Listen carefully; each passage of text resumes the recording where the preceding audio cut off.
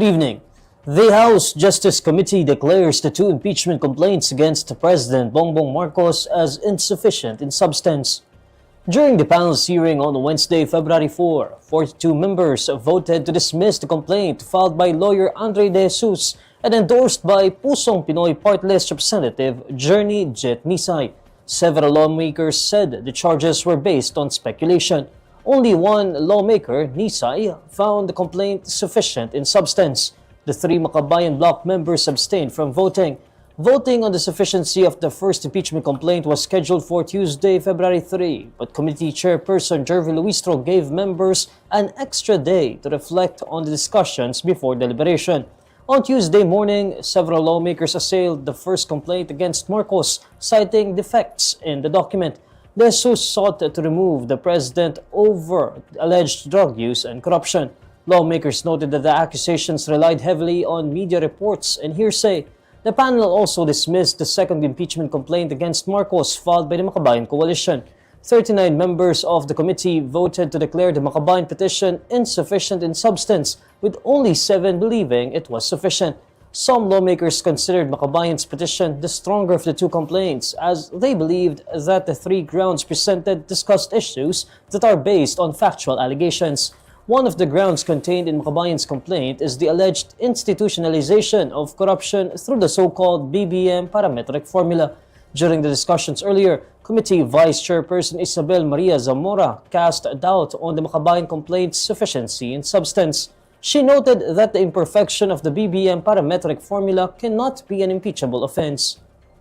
I don't want to belabor the point, Madam Chair. It is clear from the complaint that the President did not do any overt act that will show that he directed these three schemes.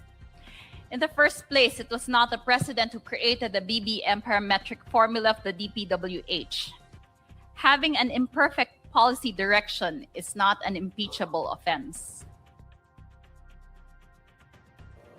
Meanwhile, the palace says President Bongbong Marcos welcomed the dismissal of the two impeachment complaints filed against him. Palace Press Officer Claire Castro says he urged critics to move forward. Natuwa po siya. Ang sabi nga po niya ay nasunod ang proseso at yun naman din po ang gusto ng Pangulo. Masunod ang proseso at makita ang katotohanan. Ngayon po, tutok po ang Pangulo sa pag-angat ng ekonomiya ng bansa. Kaya sabi po niya, let's move forward.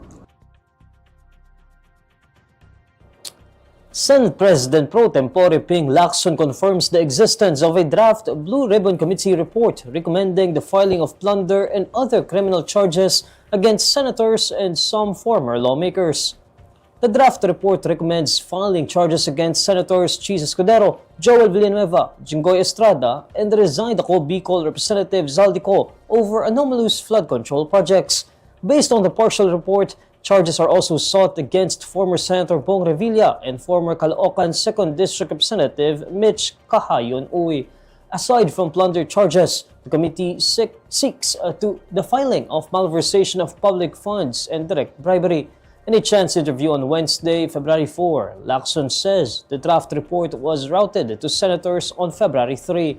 It was initially signed by 6 lawmakers, namely Senators Juan Miguel Zubiri, J.V. Ejercito, Wayne Gatchalian, Rizzo Ontiveros, Bam Aquino, and Kiko Pangilinan.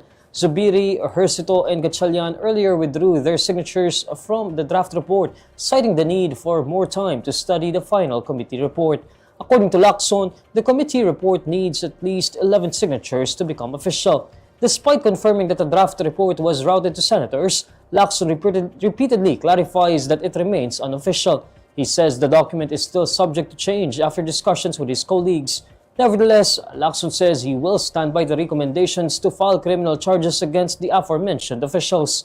Asked what will happen should some of his peers ask to remove these recommendations, Lacson says he will no longer sponsor the report.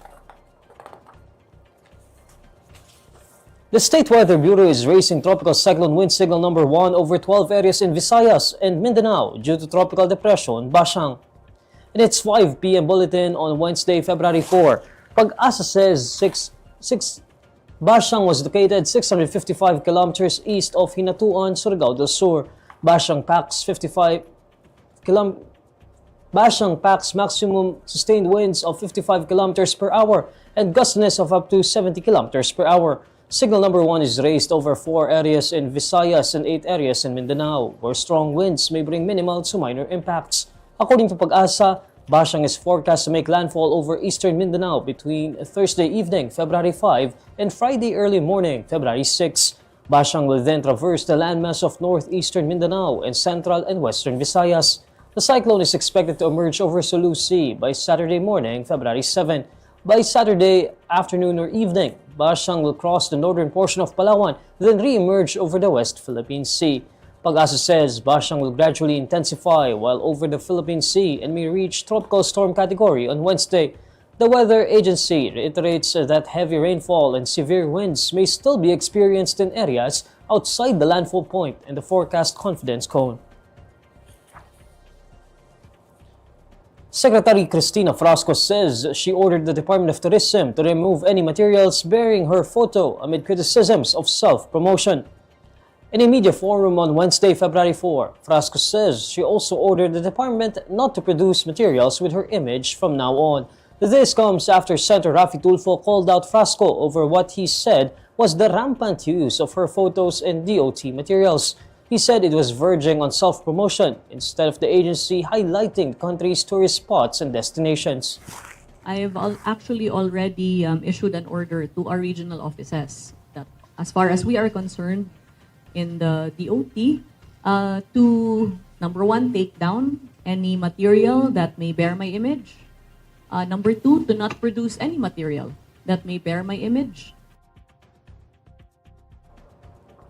At Wednesday's forum, Frasco invites the public to examine both the DOT's corporate and marketing accounts. She says posts would show that many campaigns were implemented without her in the photos. She explains that materials with her face are only posted in the corporate account as transparency for the projects that the DOT is doing. Frasco once again denies the accusation that she only wishes to promote herself. The DOT chief notes that she won't run for a national position, hence she says she has no reason for self-promotion. The accusation is that I'm very visible because I wish to promote myself. But could there perhaps be room for the argument that I'm very visible because I'm simply working? Nothing else. The accusation of self-promotion falls flat in the face of the fact that I'm not running. There's no reason for me to promote myself because I'm not running for any national position. And these are the stories you need to know today. I'm Neil Mercado. Follow INQUIRER.net on Facebook, X, YouTube, TikTok, Instagram, and Reddit. For more stories, visit INQUIRER.net. Good evening.